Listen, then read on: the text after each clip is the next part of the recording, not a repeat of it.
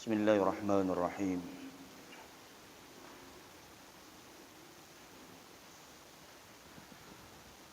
Assalamualaikum warahmatullahi wabarakatuh.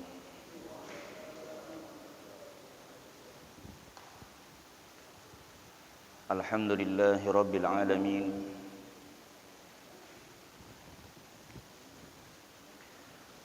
Wassalatu wassalamu ala sayyidil mursalin.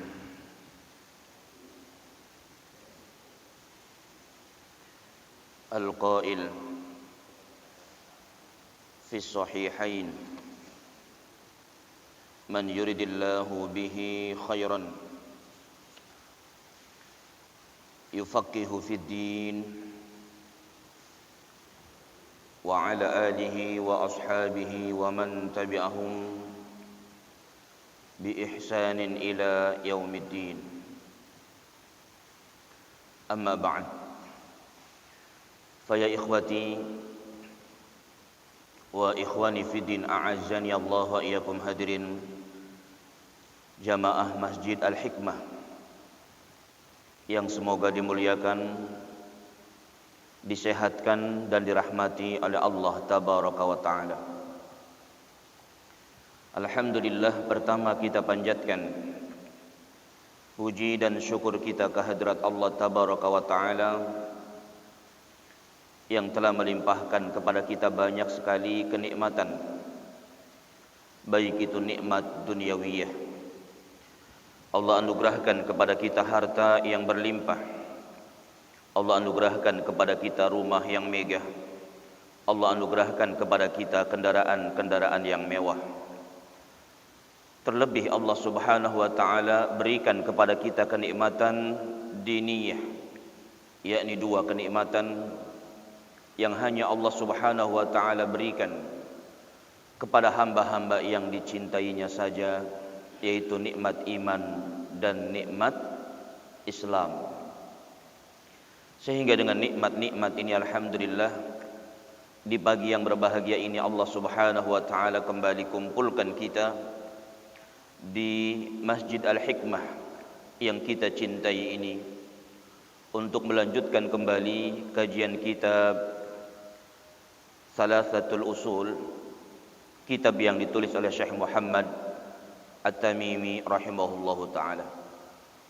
Kemudian yang kedua, salawat dan salam semoga terlimpah kepada Rasulullah sallallahu alaihi wa alihi wasallam, juga kepada keluarganya, kepada para sahabatnya, kepada para tabi'in, atba'ut tabi'in, serta kepada orang-orang yang istiqamah menempuh jalan yang ditempuh oleh Rasulullah sallallahu alaihi wa alihi wasallam.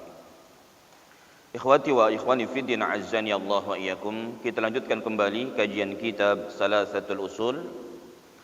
Kita masih dalam pembahasan yang terakhir, yaitu al-aslus tsalits, pokok yang ketiga. Setelah kita mengenal Allah, kemudian mengenal agama Islam dengan dalil-dalilnya, yang terakhir atau pokok yang ketiga yaitu ma'rifatu nabiyyikum Muhammadin sallallahu alaihi wasallam, yaitu mengenal Nabi kita Muhammad sallallahu alaihi wa alihi wasallam. Pada pertemuan yang lalu kita sudah membahas tentang Isra dan Mi'rajnya Rasulullah sallallahu alaihi wa alihi wasallam. Ya. Jadi di antara mukjizat yang besar yang Allah Subhanahu wa taala berikan kepada Rasulullah sallallahu alaihi wasallam adalah Isra Mi'raj. Ya, jadi Isra itu Allah perjalankan Rasulullah dari Mekah ke Baitul Maqdis di malam hari. Adapun Mi'raj, Rasulullah sallallahu alaihi wasallam diangkat ya ke langit menghadap Allah tabaraka wa taala. Kemudian hasil atau oleh-oleh dari Isra dan Mi'rajnya Rasulullah sallallahu alaihi wasallam ya yang sangat besar adalah perintah mengerjakan salat lima waktu. Ya, ini merupakan perintah yang sangat besar.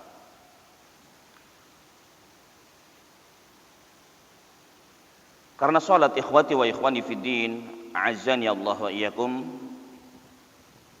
merupakan ibadah yang pertama kali dihisab oleh Allah tabaraka wa taala nanti di yaumil qiyamah.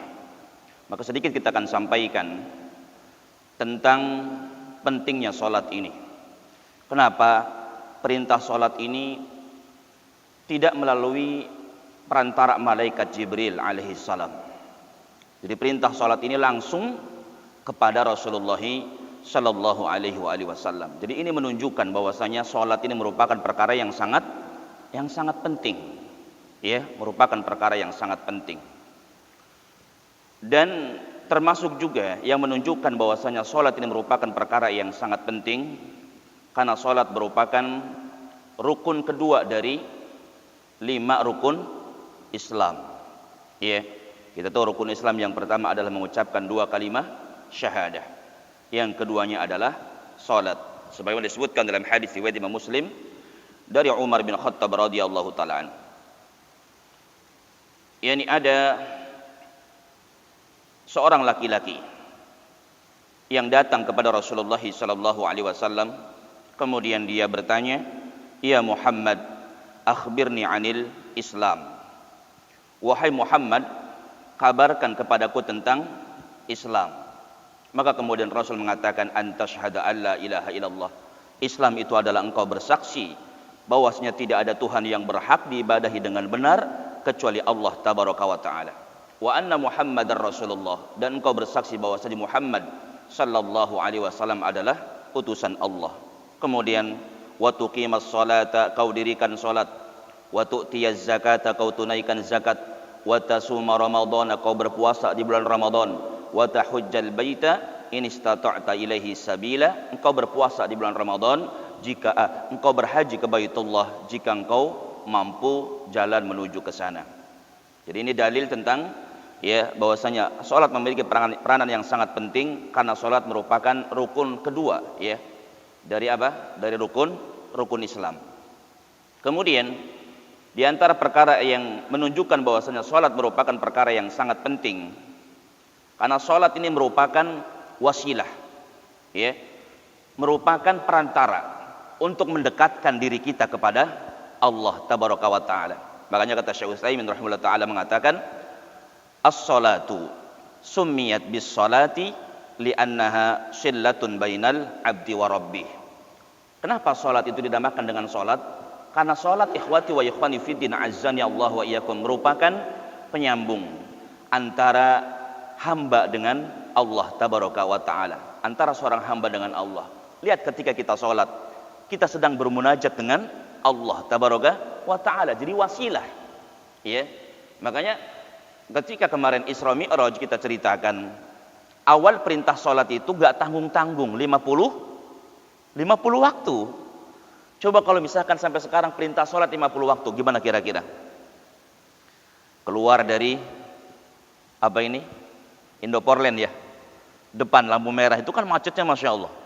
Iya, belum keluar sudah Allahu Akbar, sholat. Iya, sampai pabrik Allahu Akbar, sholat. Iya, jadi Allah Subhanahu wa taala sangat cinta dengan ibadah sholat ini. Ya, karena seseorang ketika dia sholat sedang bermunajat dengan Allah tabaraka wa taala.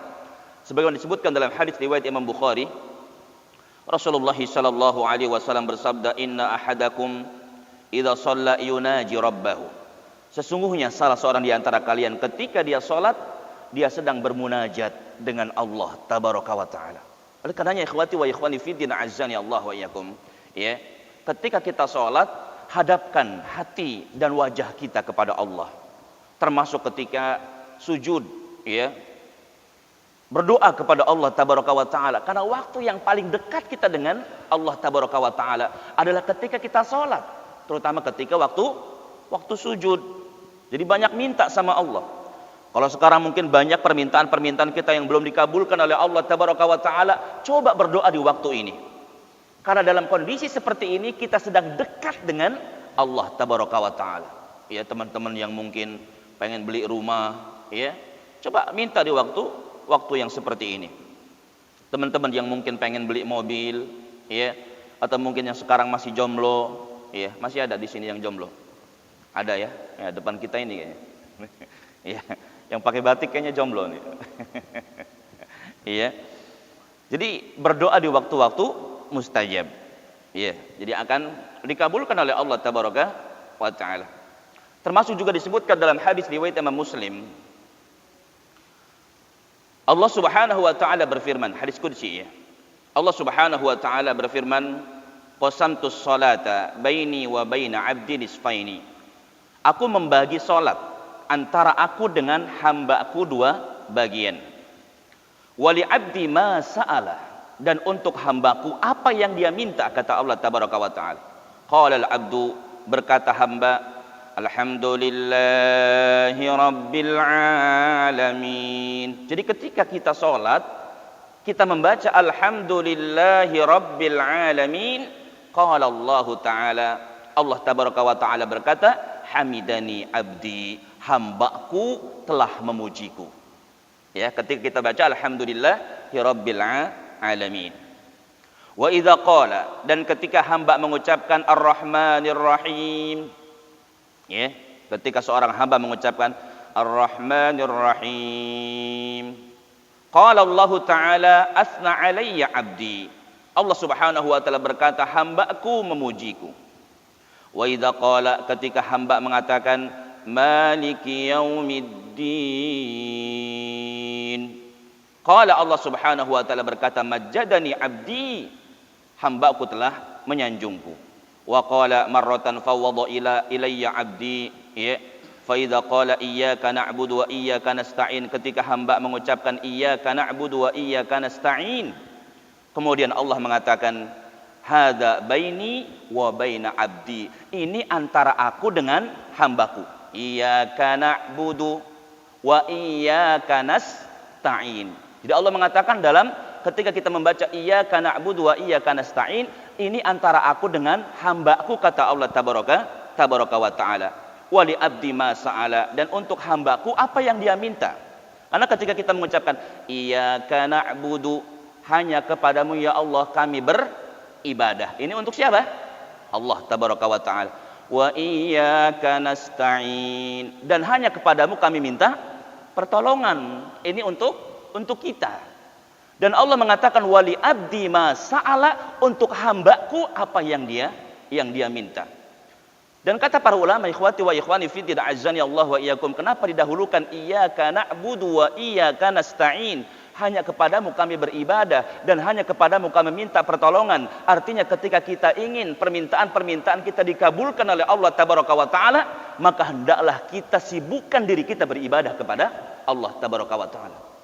Jadi ibadah dulu, baru kemudian permintaan-permintaan kita akan dikabulkan oleh Allah tabaraka wa ta'ala. Ini ibadah nggak pernah. Kalau minta pengen disegerakan, ya. Kalau minta pengen dikasih cepet. Tapi kalau ibadah nggak pernah. Atau mungkin entar-entar. Allahu Akbar, Allahu Akbar. Baru azan. Iya kan? Atau juga mungkin ketika kajian jam 9, datang jam setengah 10, entar gitu. Iya kan? Tapi kalau kita minta sama Allah pengennya disegerakan. Padahal Allah mengatakan iyyaka na'budu wa iyyaka nasta'in, beribadah dulu, baru kemudian permintaan-permintaan kita akan dikabulkan oleh Allah tabaraka wa taala. Sibukkan diri kita beribadah kepada Allah dulu jamaah sekalian. Bahkan sudah janji Allah tabaraka wa taala dalam hadis qudsi yang lainnya. Hadis riwayat Imam Tirmidzi, Allah mengatakan ya ibadi, hai hamba-hambaku, kata Allah, tafarragh li ibadati, sibukkan dirimu beribadah kepadaku. Sibukkan dirimu beribadah kepadaku, kata Allah tabaraka wa taala, amla'u sadraka ghinan wa asuddu faqraka. Janji Allah jamaah sekalian. Ya, sibukkan dirimu beribadah kepadaku, aku akan penuhi dada-dadamu dengan apa? Amla'u sadraka ghinan, aku penuhi dadamu dengan kecukupan. Masyaallah, dikasih apa? Dikasih cukup oleh Allah tabaraka wa taala orang yang menyibukkan diri beribadah kepada Allah. Dan kita hidup jamaah sekalian enggak perlu kaya. Untuk apa kaya? Yang penting cukup. Pengen beli rumah? Cukup. Pengen beli mobil? Cukup. Diberikan kecukupan oleh Allah tabaraka wa taala. Ya. Wa asuddu faqraka, dan aku tutup untukmu pintu-pintu kefakiran. Enggak pernah merasa kurang jamaah sekalian. Gaji 30 juta cukup. Ya. Gajinya cuma 40 juta cukup. Enggak pernah merasa kurang. Itu bukan karena banyak, tapi karena apa? Karena kita menyibukkan diri beribadah kepada Allah. Karena ada orang-orang yang gajinya 100 juta, 200 juta, tapi nggak cukup dengan gaji yang didapatnya jamaah sekalian. Betul nggak? Ada nggak orang-orang yang seperti itu? Gajinya 100 juta tapi nggak cukup, ada nggak? Banyak. Di sini ada? Nggak ada insya Allah ya. Ya, jadi ini janji Allah. Jadi janji Allah bagi orang yang menyibukkan diri beribadah kepada Allah, maka akan diberikan kecukupan hidupnya. Ya. Kita jamaah sekalian, walaupun mungkin nggak punya ini, nggak punya itu, tapi merasa cukup. Ini nikmat dari Allah tabaraka wa taala. Udah punya rumah, udah punya motor, udah punya mobil, udah punya, ya, cukup. Diberikan kecukupan oleh Allah. Dan sebaliknya kata Allah, wa illa, jika engkau tidak menyibukkan diri beribadah kepadaku, amla'u sadraka syughlan, aku akan penuhi dada-dadamu dengan kesibukan, kecintaan terhadap dunia. Sibuk nyari duit jamaah sekalian. Wala asuddu faqraka, dan aku tidak akan tutup untukmu pintu-pintu kefakiran. Jadi orang yang tidak menyibukkan diri beribadah kepada Allah tabaraka wa taala, Allah Subhanahu wa taala mengatakan, ya, yang pertama akan dipenuhi dada-dadanya dengan kesibukan terhadap dunia. Coba lihat jamaah sekalian, ya, orang-orang yang mereka tidak sibuk beribadah kepada atau meninggalkan ibadah kepada Allah, mereka sibuk cari dunia.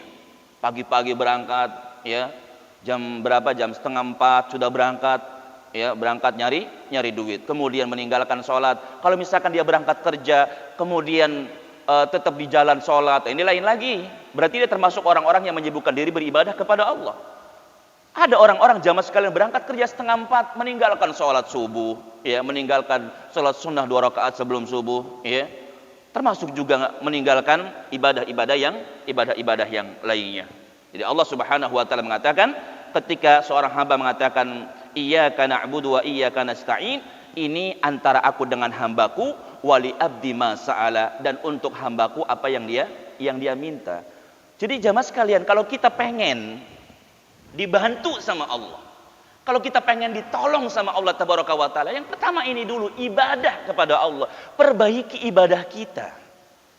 Kita pernah ceritakan di majelis ini jamaah sekalian, ada supir angkot miskin, ya, karena kebetulan mobil angkotnya bukan punya dia, tapi dia rajin beribadah kepada Allah, nggak pernah meninggalkan sholat 5 waktu. Dia kerjakan sholatnya secara berjamaah, nggak pernah ketinggalan jamaah sekalian. Sholat berjamaah, supir angkot, ya, jarang ya supir angkot sholatnya nggak pernah ketinggalan berjamaah, bener nggak? Jarang, bukan nggak ada, tapi jarang.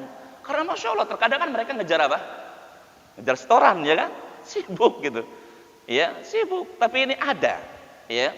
Jadi supir angkot ini tidak pernah telat mengerjakan sholat berjamaah. Kemudian datang ujian dari Allah tabaraka wa taala. Apa ujiannya? Ketika BBM naik, ya. Nggak tahu, ini lupa tahun berapa cerita ini. Ini kisah nyata.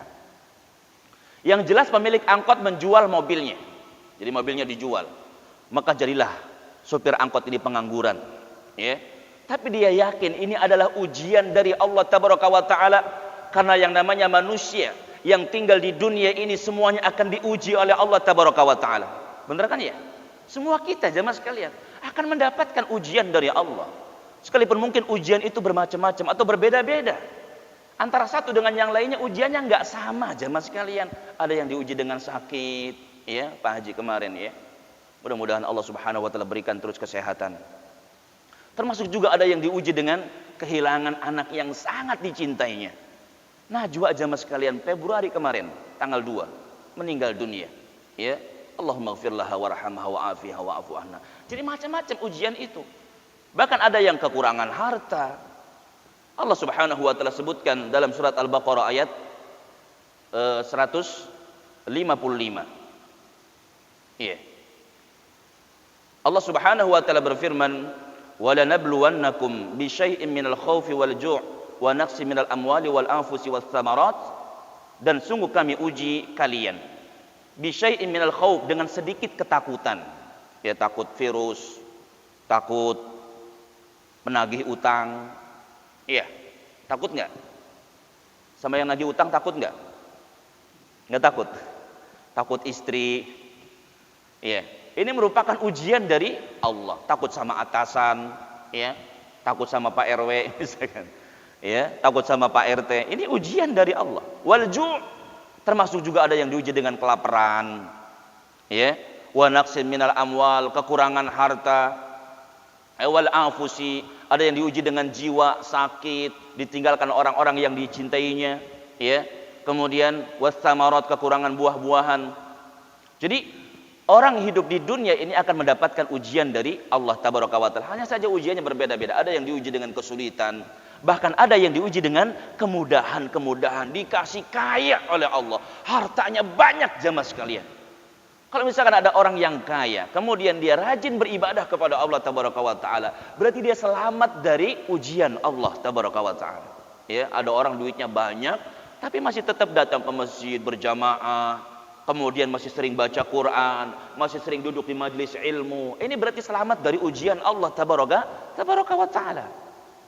Jadi yang jelas supir angkot ini meyakini bahwasanya ini adalah ujian dari Allah, sehingga dia nggak pernah meninggalkan sholat berjamaah. Kan kebanyakan kita jamaah sekalian, ya, kalau lagi seneng ibadah, gitu kan ya. Tapi ketika misalkan diuji sama Allah, misalkan ya dikasih ujian kekurangan harta, atau juga mungkin dikasih kesulitan, akhirnya kemudian meninggalkan ibadah kepada Allah. Harusnya nggak seperti itu. Orang yang bertakwa itu pokoknya mau banyak duit, mau nggak punya duit, tetap beribadah kepada Allah Tabaraka wa Ta'ala. Jadi yang jelas orang ini terus beribadah, tetap menjaga sholat 5 waktunya dikerjakan dengan berjamaah, sampai kemudian datang pertolongan. Jadi Allah berikan kemampuan kepadanya membeli sebuah beca, jadi tukang beca, ya. Tapi tetap istiqomah menjalankan sholat 5 waktunya, ya, menjalankan sholat 5 waktunya, sampai kemudian Allah pertemukan dia dengan seorang ibu-ibu yang kaya raya, ya, kaya tapi nggak pernah datang ke masjid, nggak pernah sholat, nggak pernah ibadah. Yang jelas ketika ibu-ibu ini naik becanya, kemudian di tengah jalan dengar azan, Allahu Akbar, Allahu Akbar. Tukang beca ini berhenti jamaah sekalian. Tukang beca ini berhenti ketika mendengar azan berkumandang. Masya Allah. Kita seperti itu enggak? Mau ke mall nih, ya, keluar Indoporland, terus ke Bola Kapal, di tengah jalan dengar azan, Allahu Akbar, Allahu Akbar, mampir enggak ke masjid? Mampir kemana nih? Ya, ada yang mungkin mampir, ada yang mungkin tanggung ntar aja kan bisa gitu kan ya? Ya Masya Allah jamaah sekalian, ini orang nggak pengen ketinggalan sholat berjamaah, berhenti. Dia bilang sama si ibu penumpangnya, Bu, itu pasarnya udah deket Bu, ya, ibu jalan kaki juga nyampe, ya, dan ibu nggak usah bayar. Masya Allah jamaah sekalian, ini bukan orang yang kaya raya, penghasilnya juga sedikit, tapi dia rela kehilangan uangnya agar tidak ketinggalan sholat berjamaah, ya. Makanya si ibu ini nanya, Fulan, Mas, kenapa nggak mau dibayar? Ya, kenapa turun di sini? Kemudian tukang beca ini bilang, Bu, saya sudah mendengar azan dan saya tidak mau ketinggalan sholat berjamaah. Dan Masya Allah, ikhwati wa ikhwani fiddin azzani Allahu yakum, rupanya kata-kata ini, saya tidak mau tertinggal sholat berjamaah, langsung masuk ke dalam hati si ibu ini, dapat hidayah dari Allah. Kemudian dia nangis sejadi-jadinya jamaah sekali. Karena ternyata sebelumnya si ibu ini nggak pernah mengerjakan perintah-perintah Allah Tabaraka wa Ta'ala. Padahal Allah sudah berikan kepadanya harta yang berlimpah, rumah yang megah, mobil yang mewah. Namun dia jauh dari Allah Tabaraka wa Ta'ala. Ketika mendengar ada tukang beca yang mau, ya, atau rela kehilangan upahnya hanya untuk sholat berjamaah, nangis jadi-jadinya. Kok ada ya saya yang Allah berikan kenikmatan yang sangat besar, tapi saya lupa sama Allah tabaraka wa ta'ala. Akhirnya dapat hidayah. Dia minta sama tukang becak, "Mas, ajak saya ke masjid. Ya saya juga pengen sholat berjamaah." Masya Allah, dapat hidayah. Dari situ kemudian dia jaga ibadahnya si ibu ini, jamaah sekalian.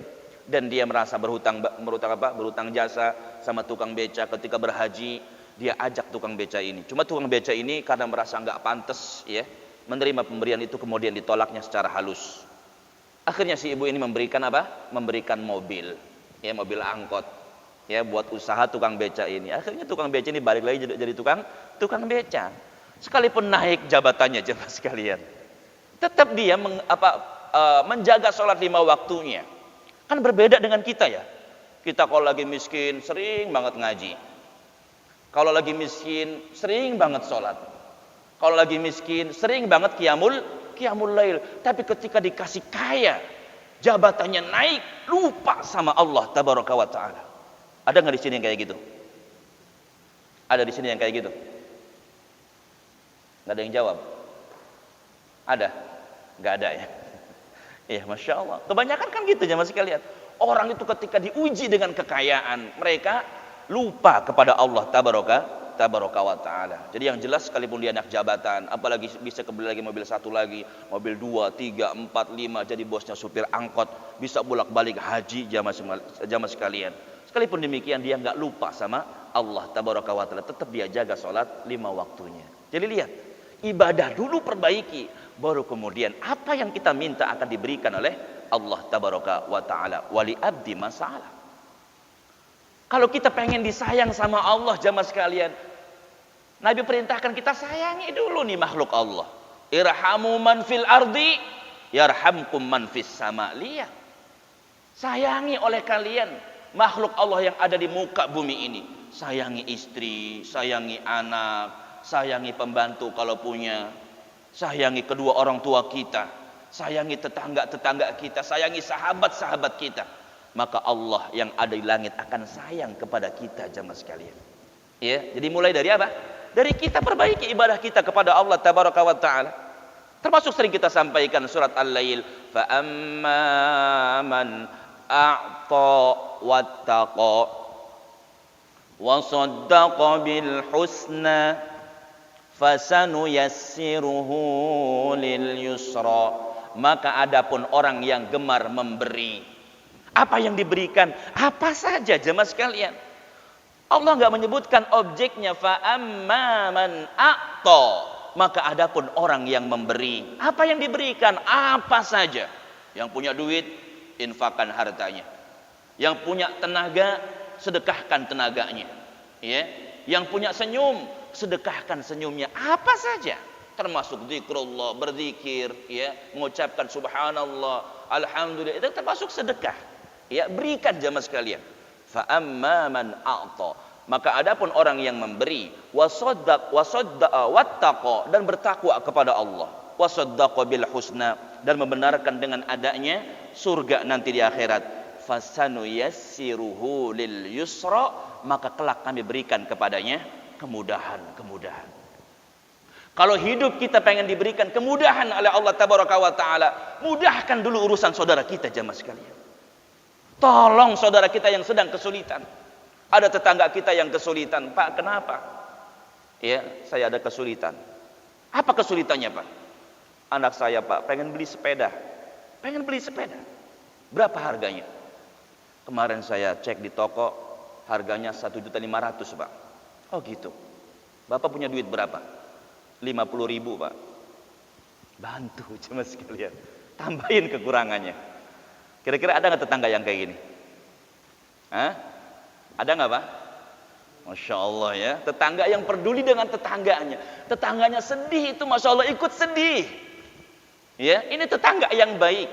Tetangganya sedih ikut sedih. Tetangganya bahagia ikut bahagia. Tetangga bangun rumah senang Masya Allah. Alhamdulillah. Ya, Bapak bisa bangun rumah. Ini kayaknya gede nih, Pak. Senang.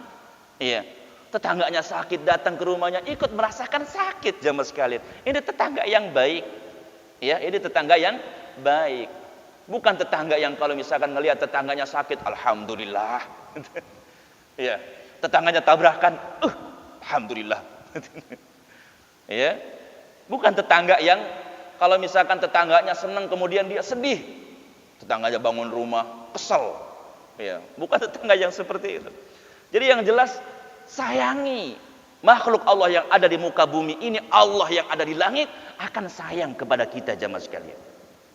Ketika kita gemar memberi, gemar memberikan pertolongan, maka Allah Subhanahu wa taala akan berikan kepada kita kemudahan-kemudahan baik itu di dunia maupun nanti di akhirat. Ketika masuk kubur ditanya oleh malaikat munkar dan nakir, man rabbuka ma dinuka man nabiyuka, akan mudah menjawab, Allahu rabbi wal islamu dini wa Muhammadun sallallahu alaihi wasallam nabiyyi. Ya, diberikan kemudahan oleh Allah tabaraka wa taala. Jadi Allah mengatakan wali abdi ma sa'ala.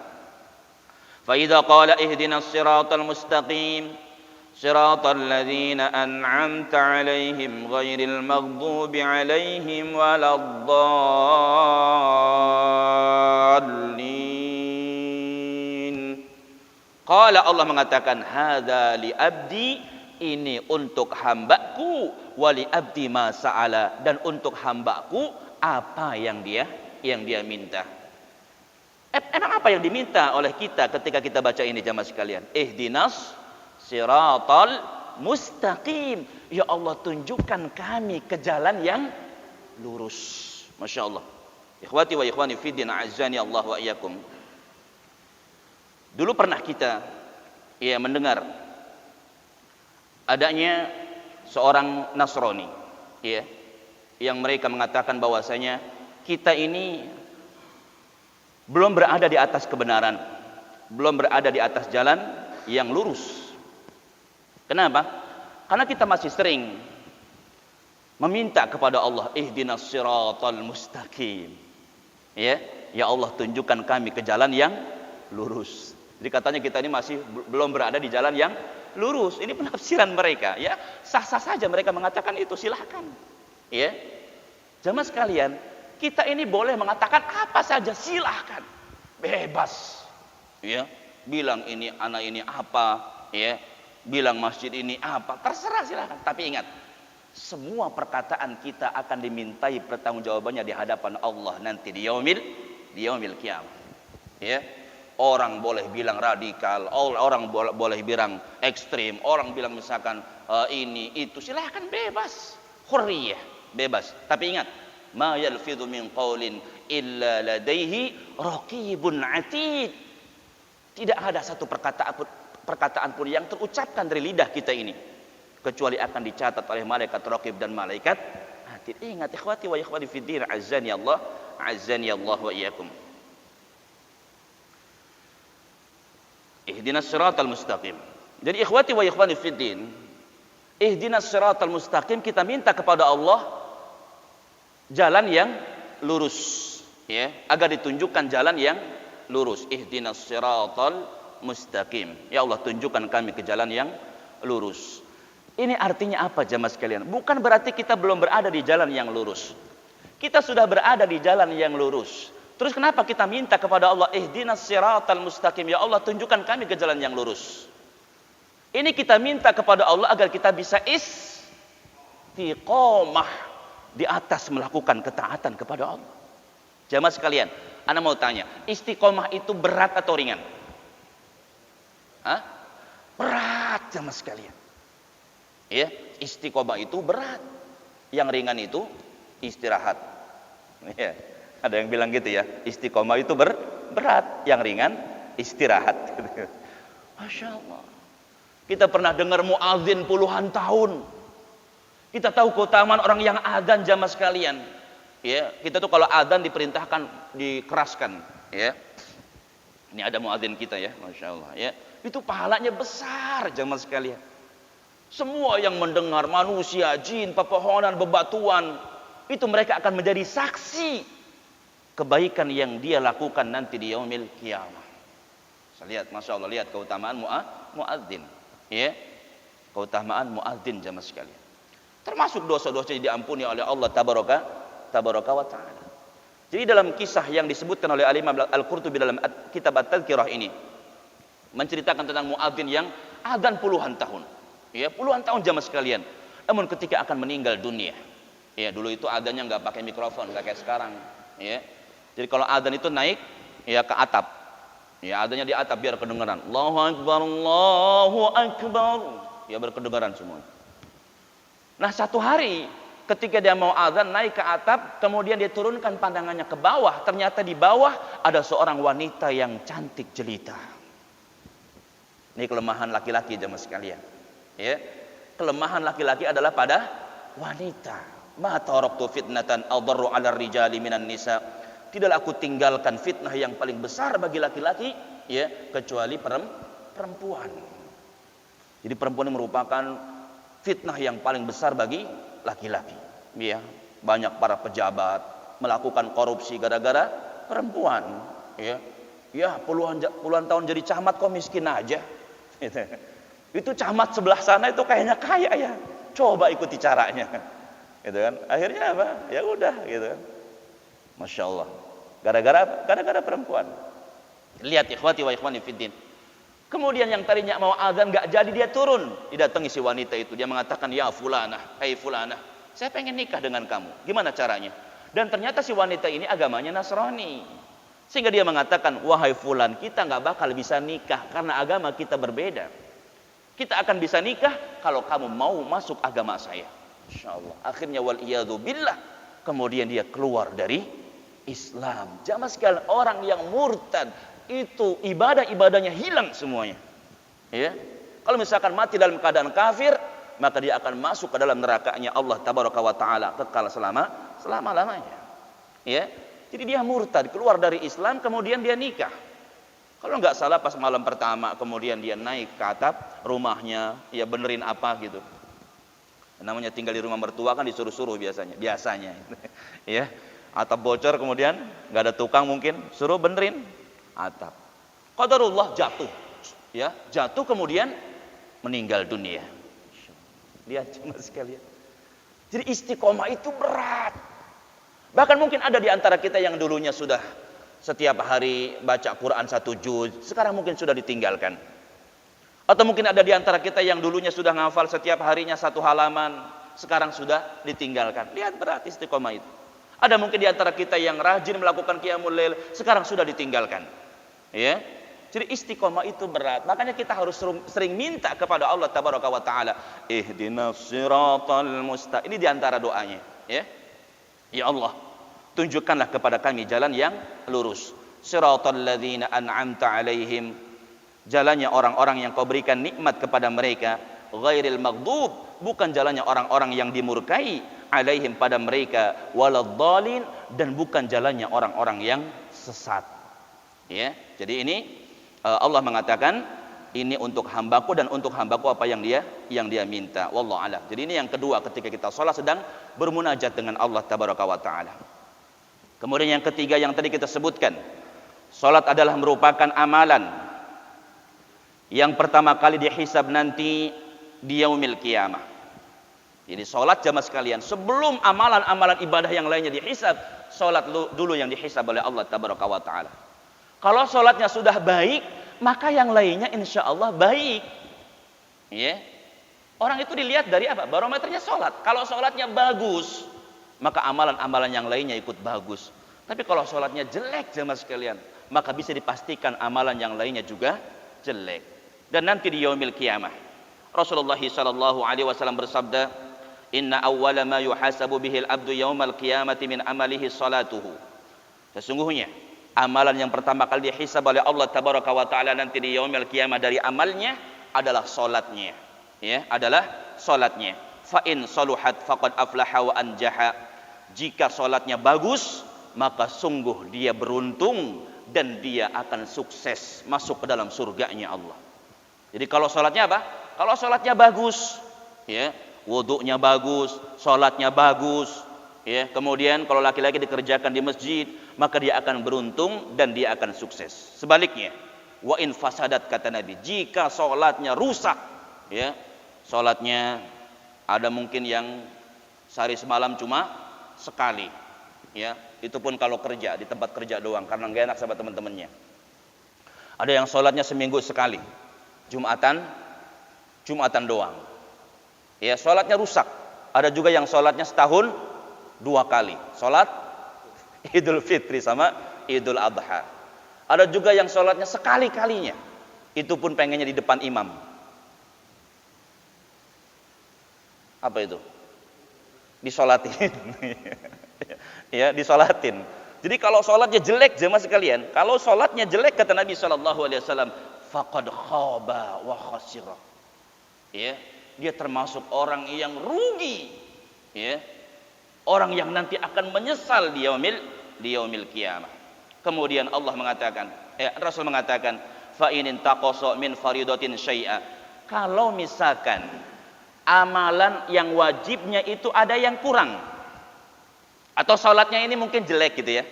Nah, kita kan kebanyakan kalau sholat kan sulit untuk apa? Khusyuk ya, ya. Sulit untuk khusyuk. Kita kadang ingat Allah saat sholat hanya ketika takbiratul ihram. Allahu Akbar, ingat sama Allah. Tapi setelah takbiratul ihram lupa. Iya.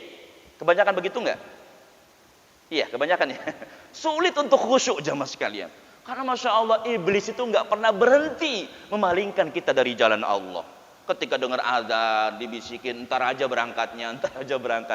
Ada yang sudah berangkat masuk masjid, tetap aja digoda. Ketika sholat, ya, diingatkan sesuatu yang tadinya kita lupa di luar sholat.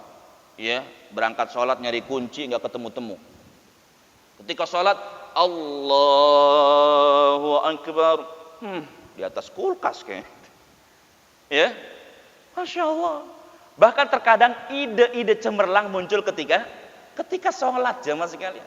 Jadi kalau misalkan sholat kita banyak kekurangannya kata Nabi SAW, ya, qala Rabbu subhanahu wa ta'ala, maka Allah subhanahu wa ta'ala berkata kepada para malaikatnya, unduru hal li abdi min tatawwu'. Lihat, apakah hambaku ini mengerjakan sholat-sholat sunnah?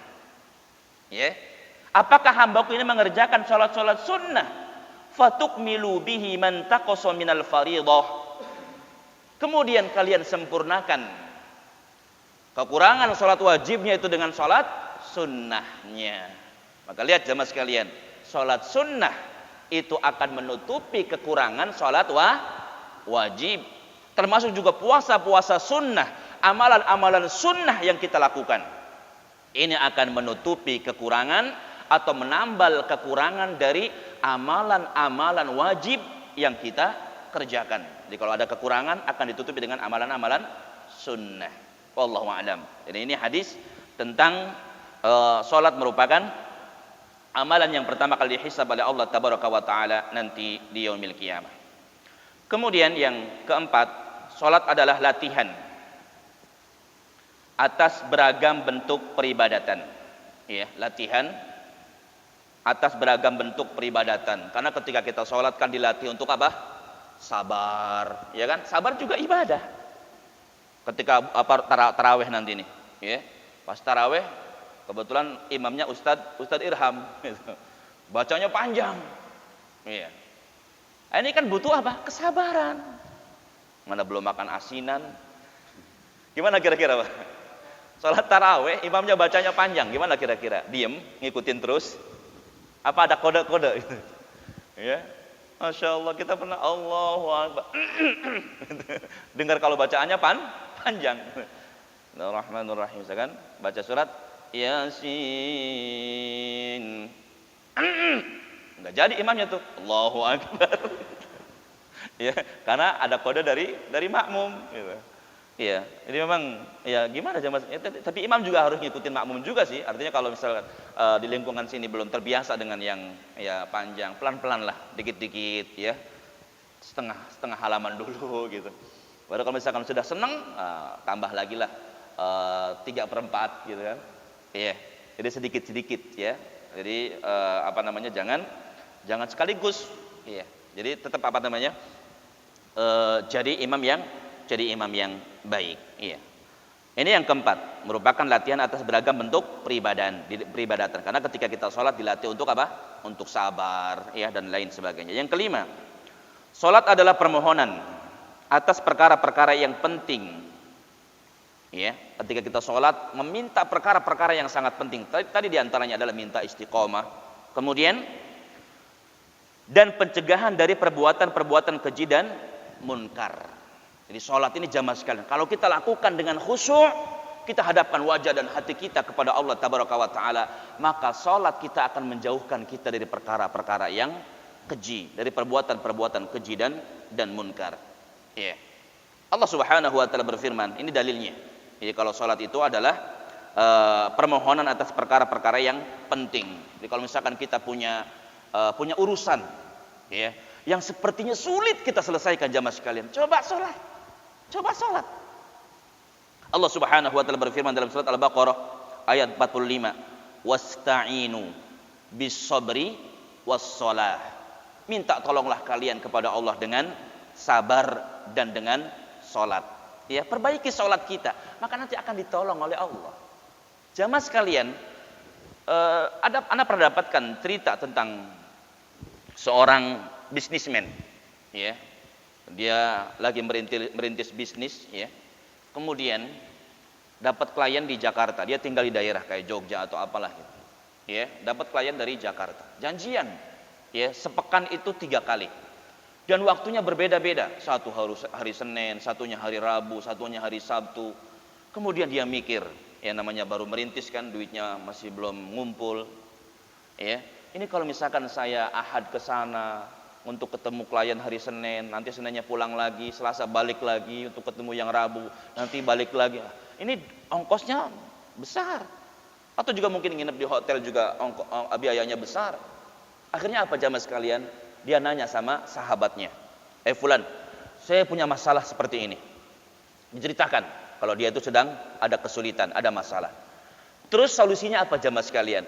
Maka sahabatnya bilang, perbaiki sholatmu, maka Allah akan mudahkan urusanmu. Perbaiki sholat, kata sahabatnya ini. Sahabatnya bingung jamaah sekalian, masalahnya ini kok yang disuruh diperbaiki sholat, kan gak nyambung kata dia. Ini bukan solusi, tapi kata dia, udahlah, Anda turutin aja. Akhirnya dituruti, diperbaiki sholatnya, ya, dikerjakan dengan berjamaah, ya, dia kerjakan sholat itu di awal waktu, karena sholat itu yang paling utama dikerjakan di awal waktu, ya. Pokoknya diperbaiki sholatnya, ya. Kemudian apa yang terjadi jamaah sekalian? Dia dapat telepon tuh dari kliennya itu, ya. Yang 2 batalin janjinya, ya. Contoh misalkan yang Senin, yang Rabu, jadi minta ketemuannya pas Sabtu. Coba lihat, jadi 1 hari jamaah sekalian. Kan mudah, jadi dipermudah oleh Allah Tabaraka wa Ta'ala. Jadi kalau urusan kita sedang sulit, coba perbaiki sholat kita, ya, maka Allah Subhanahu wa Ta'ala akan berikan pertolongan kepada kita. Wasta'inu bis-sabri was-shalah. Maka termasuk juga Nabi, ikhwati wa ikhwani fiddin, azani Allah wa iyyakum, ketika Nabi ada masalah, ya, ada kesulitan, maka Nabi sallallahu alaihi wasallam segera melakukan sholat. Maka apapun masalah kita jamaah sekalian, hamparkan sejadah kalau di rumah, ya. Kemudian kita sholat, minta tolong kepada Allah Tabaraka wa Ta'ala. Kemudian dalil yang lainnya surat Thaha ayat 132. Allah Subhanahu wa Ta'ala berfirman, wa'mur ahlaka bis salati wastabir 'alaiha la nas'aluka rizqa nahnu narzuquka wal 'aqibatu littaqwa. Allah Subhanahu wa Ta'ala mengatakan, perintahkanlah keluargamu dengan sholat.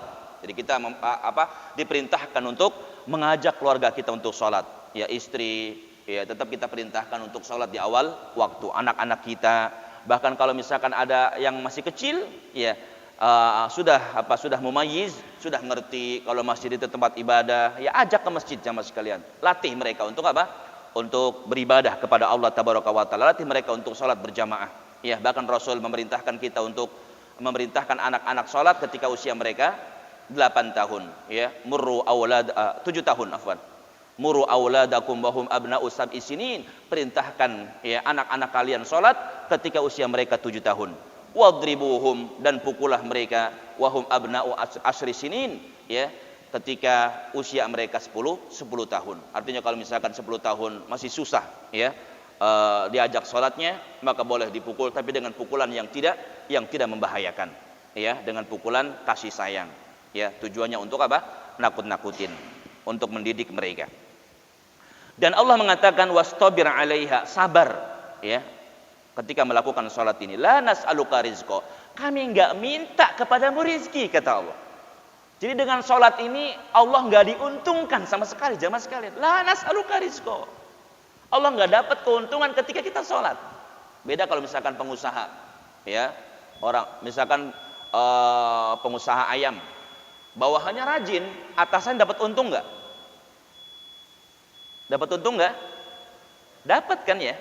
Kalau kita di dunia, ya ada apa namanya kerja. Ya ada atasan, ada bawahan. Bawahannya rajin kerjanya. Maka atasan dapat keuntungan. Ya, dapat keuntungan jamaah sekalian. Allah tabaraka wa taala enggak ngambil keuntungan dari kita. Allah mengatakan la nas'aluka rizqa.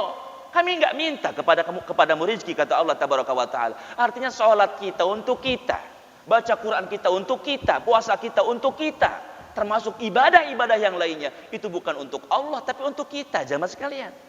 Keuntungannya semuanya untuk kita. La nas'aluka rizqa kata Allah. Nahnu narzuquka. Kami yang memberikan rezeki kepadamu. Maka kata para ulama, ayat ini menjelaskan kalau kita sholatnya bagus, Allah Subhanahu wa taala akan berikan kecukupan rezeki kepada kita jamaah sekalian. Karena Allah mengatakan nahnu narzuquka, kami memberikan rezeki kepadamu wal aqibatu littaqwa, dan kesudahan yang baik bagi orang-orang yang bertakwa kepada Allah tabaraka wa taala. Adapun salat mencegah perbuatan keji dan munkar disebutkan dalam surat Al-Ankabut ayat 45 di mana Allah Subhanahu wa taala mengatakan wa aqimis shalah, dirikanlah salat, innas salata tanha anil fahsya'i wal munkar. Sesungguhnya salat mencegah dari perbuatan keji dan munkar. Ya, cuma di sini digunakan kalimat aqimis shalah, dirikan salat. Artinya bukan hanya mengerjakan salat. Makanya kalau ada pertanyaan jamaah sekalian, Ustadz, anak ini sudah sholat 5 waktu, tapi masih sering melakukan maksiat. Yang salah apanya? Dalilnya? Enggak. Dalilnya sahih. Al-Quran, jamaah, la raiba fi, tidak ada keraguan di dalamnya. Terus yang salah apanya? Kita ketika sholat. Barangkali sholatnya masih belum sempurna. Jadi kalau kita sholatnya bisa kita melakukan dengan khusyuk, kita hadapkan hati dan wajah kita kepada Allah tabaraka wa ta'ala, maka insya Allah sholat kita ini akan mencegah kita dari perbuatan keji dan munkar. Kemudian diantara perkara yang lain yang menunjukkan bahwa sholat merupakan perkara yang sangat penting, sholat ikhwati wa ikhwani fiddin adalah cahaya di dalam hati-hati kaum mukminin. Ya. Jadi sholat ini adalah cahaya dalam hati orang-orang yang beriman. Bahkan termasuk salat akan menjadi cahaya kita nanti di akhirat. Ya, Rasul mengatakan dalam hadis riwayat Al-Imam Ibnu Majah dari Anas bin Malik, as-salatu nurul mu'min, salat itu adalah cahayanya orang yang beriman. Termasuk juga disebutkan dalam hadis riwayat Al-Imam Ibnu Hibban dari Abdullah bin Amr, Rasulullah mengatakan, ya, man hafadha 'alaiha, siapa yang menjaga salat, ya, siapa yang menjaga salat, kanat lahu nuron, maka dia akan mendapatkan cahaya, wa burhanan, bukti kalau dia adalah orang yang beriman kepada Allah, wa najatan yaumal qiyamah. Lihat keutamaan salat yang masukkan dalam hadis ini. Ya, yang pertama apa? Mendapatkan cahaya. Ya, mendapatkan cahaya. Yang kedua, bukti kalau dia adalah orang yang beriman kepada Allah. Yang ketiganya, selamat nanti di yaumil qiyamah. Sebaliknya, siapa yang tidak menjaga salatnya, lam yakun lahu nuron, dia tidak akan mendapatkan cahaya, walam yakun lahu burhanan, tidak akan mendapatkan bukti keimanan, walam yakun najatan yaumal qiyamah, dan tidak akan mendapatkan keselamatan nanti di yaumil qiyamah. Dan nanti di yaumil qiyamah dia akan dikumpulkan, ya. Ketika nanti di yaumil qiyamah dia akan dikumpulkan bersama Qarun, bersama Fir'aun, bersama Haman, bersama Ubay bin Khalaf. Al-Imam Ibnu Qayyim al-Jauziyah ketika menjelaskan hadis yang mulia ini, beliau mengatakan kalau ada seorang pemimpin yang dia meninggalkan salat, maka akan berkumpul bersama Fir'aun. Kalau ada pejabat apa saja, RT, RW, ya, camat, bupati, gubernur, kalau ada pejabat yang meninggalkan salat, maka akan dikumpulkan bersama Haman. Kemudian kalau ada orang yang kaya raya, duitnya banyak, tapi dia meninggalkan salat, berani meninggalkan salat, ngumpulnya bareng siapa? Qarun. Dan kalau ada para pedagangnya, pedagang apa saja, pedagang cireng, pedagang basreng, pedagang ya herbal, apa saja para pedagang berani meninggalkan salat, maka nanti di yaumil qiyamah akan dikumpulkan bersama Ubay bin Khalaf, waliyadzubillah. Ini jamaah sekalian, ya, di antara perkara-perkara yang menunjukkan bahwasanya ibadah salat merupakan perkara yang sangat penting. Wallahu a'lam. Demikian ya, semoga Allah berikan kepada kita kekuatan untuk bisa menjaga salat kita sampai ajal kita menjemput nanti. Ya, amin ya rabbal alamin. Demikian yang dapat kita sampaikan, semoga memberikan manfaat. Yang benar datang dari Allah dan yang salah dari kejahilan saya. Untuk itu mohon dibukakan pintu maaf yang seluas-luasnya. Sebelum kita akhiri, ada pertanyaan? Iya. Salam.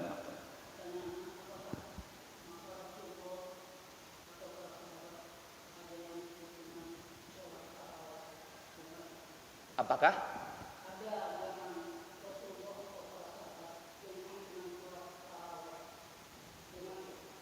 Nah,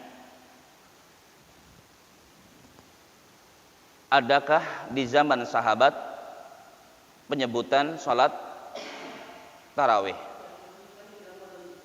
Iya. Ikhwati wa ikhwani fid din, azzani Allah wa iyyakum. Adapun salatnya yang Anda pahami, ya. Kita tahu bahwasanya Nabi SAW pernah melakukan salat sunnah. Ya, artinya melakukan salat di malam hari atau melakukan qiyamul lail. Sekali, dua kali, ya, ketika para sahabat melihat, akhirnya mereka ikut berjamaah bersama Rasulullah sallallahu alaihi wasallam. Dan lama kelamaan banyak jamaah sekali. Jamaahnya banyak yang ikut salat sunnah qiyamul lail ini. Kemudian Nabi SAW meninggalkan, ya, artinya sholatnya nggak di masjid lagi, di rumah. Ya, ini kata para ulama karena dikhawatirkan nanti sholat sunnah ini dianggap wajib. Ya, dianggap wajib. Jadi Nabi SAW sholat artinya para sahabat sholat sendiri. Iya. Kemudian di masa Umar bin Khattab radhiyallahu taalaan, maka ketika Umar melihat sholat tarawih ini, ya, acak-acakan gitu ya, maka kemudian dikumpulkan dengan satu imam. Ya, dengan satu imam dikembalikan kepada sunnah yang pernah dilakukan oleh Rasulullah sallallahu alaihi wasallam. Jadi yang jelas penamaannya adalah qiyamul lail, ya, atau salat malam. Adapun dikatakan dengan salat tarawih. Kenapa dikatakan tarawih? Ada yang tahu? Kenapa disebut dengan salatut tarawih? Karena tarawih itu, iya, salat yang jangan buru-buru, ada istirahatnya gitu loh. Tarawih itu apa? Istirahatkan ya. Ya. Jadi santai gitu, jangan ini terburu-buru. Ya, salatnya terburu-buru. Assalamualaikum. Ya, Allahu akbar. Ya. Artinya Masya Allah, kita tidak tidak menghina satu orang yang ini, ya, mengerjakan. Iya, bahkan di antara mereka pun ada yang nggak setuju karena nggak ada tumak ninahnya. Ya, buru-buru. Ya, sholat tarawih biasa aja, kayak sholat wajib. Iya. Anda juga dulu pernah ketika kecil seperti itu. Bahkan ketika di pesantren itu, ya, kalau pas sholat tarawih, imamnya siapa? Ustadz Fulan. Sholatnya cepat ya, masukkan. Wah, ini favorit nih. Ustadznya siapa? Ustadz Fulan, udah tua. Males. Dulu pernah seperti itu, karena sholatnya betul. Karena pernah ngalamin untuk sholat. Jadi nggak ada tumak ninahnya.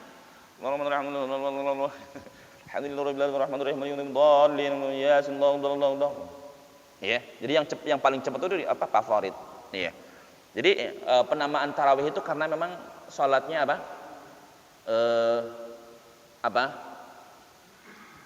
ada istirahatnya atau ya nyantai lah gitu. 2 rakaat kalau bisa ngaso dulu gitu kan ya. Coba kan kalau di sini kan udahlah ngasonya terakhir aja gitu ya. Kalau di Al-Hikmah kan gitu ya. Kan harusnya kan misalkan 2 rakaat ya ngaso dulu lah gitu, ngumpulin tenaga dulu, nanti 2 rakaat lagi. Iya. Coba kalau di sini yang Anda perhatikan ya itu, artinya udah terakhir aja atau biasanya 2 rakaat habis itu kita ngaso dulu. Ini enggak apa-apa. Ya, seperti itu. Nanti lanjut lagi 2 rakaat. Terlebih misalkan jamaahnya kebanyakan sudah tua. Iya. Jadi yang jelas Nabi pun mengatakan man qoma, itu kan? Man qoma. Iya. Qoma itu maksudnya apa? Beribadah. Lailatul Qadri. Jadi sebutannya ya qiyamul lail. Adapun disebut dengan salat tarawih karena memang salatnya istirahatnya. Iya, wallahu alam di zaman sahabat sudah ada belum penamaan ini, wallahu alam. Iya. Iya.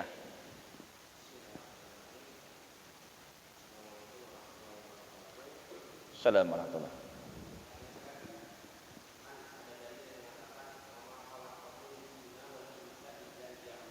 Wa ma khalaqtul jinna ya.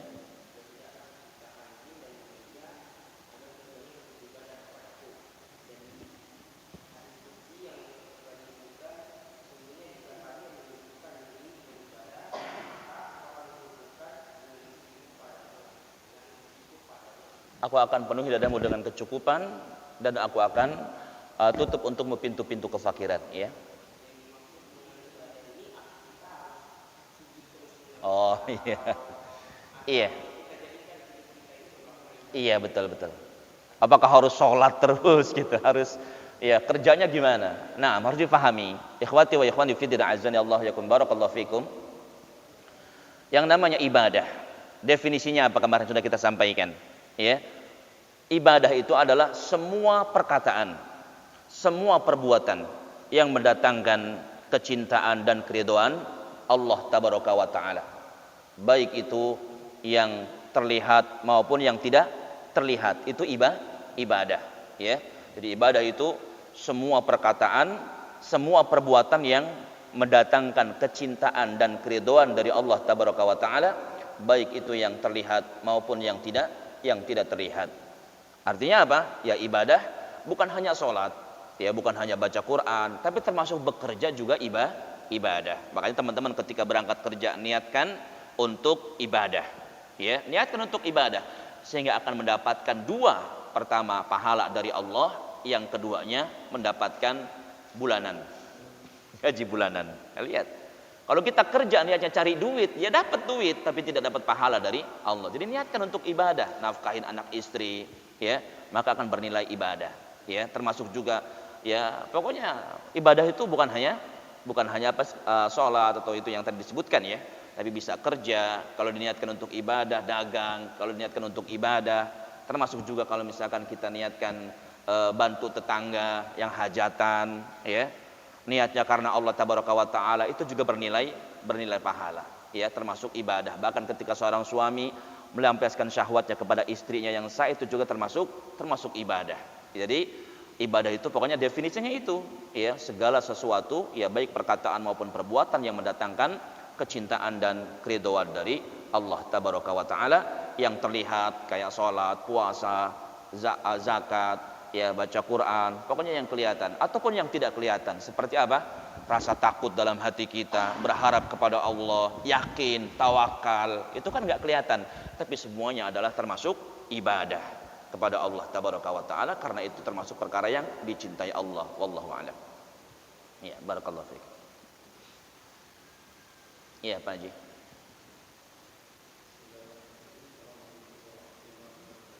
Assalamualaikum warahmatullahi wabarakatuh.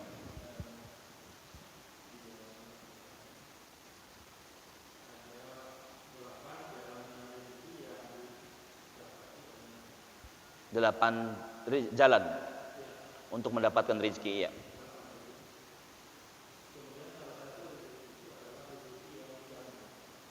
Rezeki yang dijamin.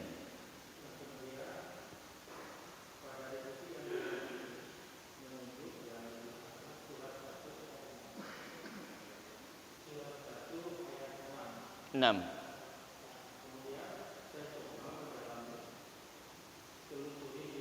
Iya Pak Haji.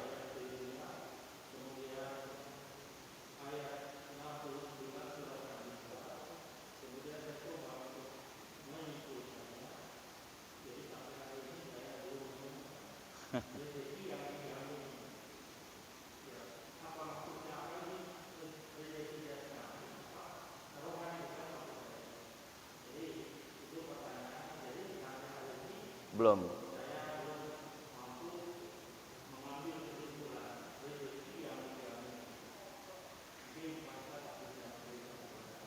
Iya, wallahu alam. Iya.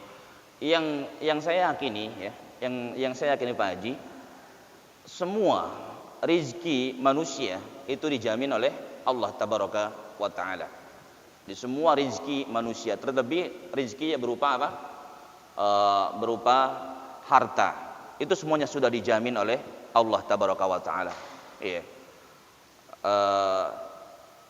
Dan memang kita pahami bahwasanya rizki itu bukan hanya harta, tapi juga kesehatan, tapi juga apalagi kemudian ilmu, termasuk rizki. Ya, punya istri yang cantik, soleha, glowing, putih, itu juga rizki. Jadi yang jelas kalau Anda pahami semua rizki itu sudah dijamin oleh Allah Tabaraka wa Ta'ala. Ya, semua apa saja. Jadi semuanya sudah dijamin oleh Allah Tabaraka wa Ta'ala. Jadi enggak spesifik misalkan ilmu atau juga harta, ya. Wallahu alam. Itu yang sejauh yang Anda pahami seperti itu, Pak. Jadi umum rezeki itu ya semuanya, mencakup semuanya, bukan hanya harta atau juga ilmu. Ya, wallahu alam. Ya. Ya.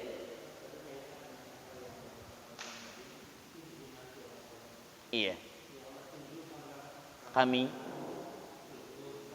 Iya.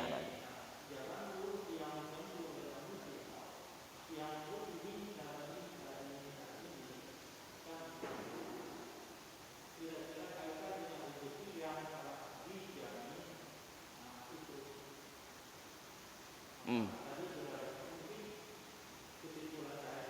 Iya, betul. Bisa juga. Istiqomah termasuk rizki dari Allah. Iya.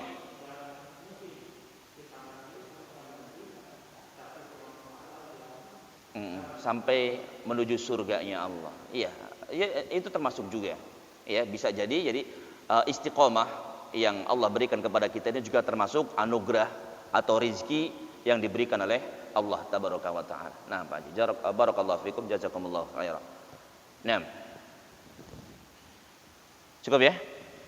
Iya, kalau ditanya cukup, langsung cukup. Oh, boleh. Iya, Pak Sai. Iya, masih bisa suruk dikit lagi, nggak apa-apa. Karena suruk itu nggak boleh, jangan pas lakukan, karena sebagian ulama mengatakan khawatir matahari itu belum betul-betul terbit. Ya, sedikit lagi nggak apa-apa. Assalamualaikum warahmatullahi wabarakatuh.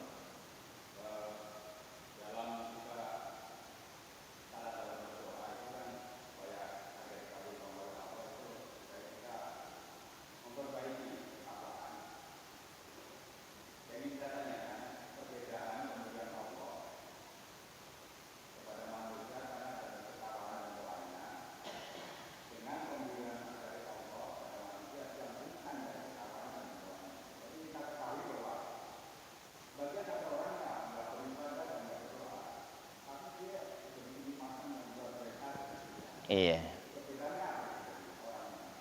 Iya. Betul. Apa namanya? Ada orang yang nggak minta gitu ya, nggak beribadah, tapi kemudian dia mendapatkan ya kehidupan yang wah, itu enak dan lain sebagainya. Harus difahami, ikhwati wa ikhwani fiddin, azzani Allah wa iyyakum. Iya. Di antara bentuk kasih sayang Allah Tabaraka wa Ta'ala kepada kita itu bukan dikasih harta yang banyak. Lihat, banyak hadis mengatakan idza aradallahu bi 'abdi khairan yufaqihu fid din. Ketika Allah menginginkan kebaikan pada hambanya, Allah fahamkan dia dengan agama, rajin ngaji, senang mendengarkan qala Allah qala Rasulullah. Ini ciri orang yang Allah inginkan kebaikan padanya. Idza aradallahu bi 'abdi khairan yusib minhu. Ketika Allah Subhanahu wa Ta'ala menginginkan kebaikan pada hambanya, Allah timpakan kepadanya musibah. Allah timpakan lihat, ya. Jadi kalau misalkan kita ngelihat ada orang yang nggak pernah minta, nggak pernah ibadah, tapi dikasih, itu bukan menunjukkan kalau dia itu disayang sama Allah Tabaraka wa Ta'ala. Bahkan termasuk Nabi mengatakan, kalau kamu melihat ada orang yang hidup dalam kenikmatan namun dia semakin jauh dari Allah, yakinlah itu adalah istidraj. Ya, istidraj itu apa jamaah sekalian? Dikasih kesenangan, nih, cuma nanti dia akan langsung dimatikan, dimasukkan ke dalam nerakanya Allah Tabaraka wa Ta'ala. Idza aradallahu bi 'abdihi syarra amsaka anhu bi dzambi hatta yuwafiya bi yaumil qiyamah. Ketika Allah menginginkan keburukan pada hambanya, Allah tangguhkan siksanya di dunia. Di dunianya dikasih senang, nggak pernah susah, nggak pernah sakit gitu, ya. Ditangguhkan sama Allah sehingga apa? Nanti azabnya itu sekaligus nanti di akhirat. Berbeda dengan orang yang beriman, idza aradallahu bi abdi khairan, ya. Ketika Allah Subhanahu wa taala menginginkan kebaikan pada hambanya, ajjalalahul uqubata fid dunya. Allah segerakan siksanya di dunia. Dikasih miskin, ya. Dikasih susah, dikasih merasa nggak cukup dengan satu istri, merasa tersiksa, ada nggak? Ya, merasa tersiksa dengan satu istri. Itu apa namanya? Musibah yang disegerakan. Ya, musibah yang disegerakan sehingga kemudian dosanya dihapuskan. Saat dia meninggal dunia dalam keadaan tidak memiliki dosa, dimasukkan ke dalam surganya Allah tabaraka wa taala. Jadi kalau melihat ada orang seperti itu namanya istidraj. Ya, jadi kita harus pahami bahwasanya orang itu dimuliakan bukan dengan harta. Orang dimuliakan bukan dengan kedudukan, tapi orang dimuliakan adalah dengan ilmu, ya, dimuliakan dengan dikasih musibah, ya, agar keluar dari dunia ini dalam keadaan bersih, dihapuskan dosanya oleh Allah tabaraka wa taala. Nami ikhwati wa ikhwani fi din azani Allah wa yakum, demikian yang dapat kita sampaikan, semoga memberikan manfaat. Yang benar datang dari Allah dan yang salah dari kejahilan saya, untuk itu mohon dibukakan pintu maaf yang seluas-luasnya. Kita akhiri kajian kita dengan subhanakallahumma bihamdik asyhadu an la ilaha illa anta astaghfiruka wa atubu ilaik. Assalamualaikum warahmatullahi wabarakatuh.